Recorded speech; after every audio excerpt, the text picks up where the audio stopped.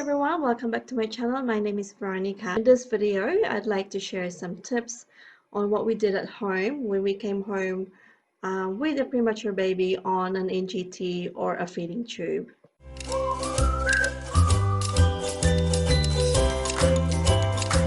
When you come home with a premature baby with an NGT, you seem to learn ways on what you can do to make sure that the baby doesn't pull the tube out again.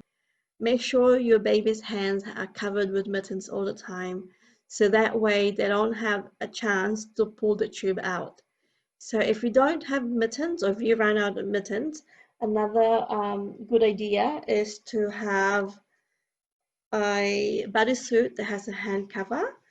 So like this one here. So you can leave it open if you're near your baby, but if you are going to be away from your baby for a while, or if baby is sleeping, then make sure you just cover their hands. Another thing that we found very helpful is to make sure you have a lot of pre-cut tapes. So the minute that you find that the tapes are slowly peeling off, then replace it straight away. Put it when the baby's asleep, so that way you know that it's secured again. The option that we also did that we found very helpful is to make sure that the other end of the tube is taped to baby's clothes. So for say this one, because it can get really heavy, what we did is just to make sure that we just stuck a tape on the bottom end, and we just tape it on baby's clothes, like this one here, so it's there. All right, so it doesn't get caught as well, or we just put it around baby's clothes, like this here. Yeah, so if it's here, then it's here, so at least it's not hanging, it's not loose where it can get caught. Because our main goal is to make sure that the baby is fully breastfed or fully on the bottle, we found as well during the course of it that it's best that when you feed the baby, when you offer breast or bottle, and if they stop and they don't want it anymore, it's best that you don't top up with the NGT straight away.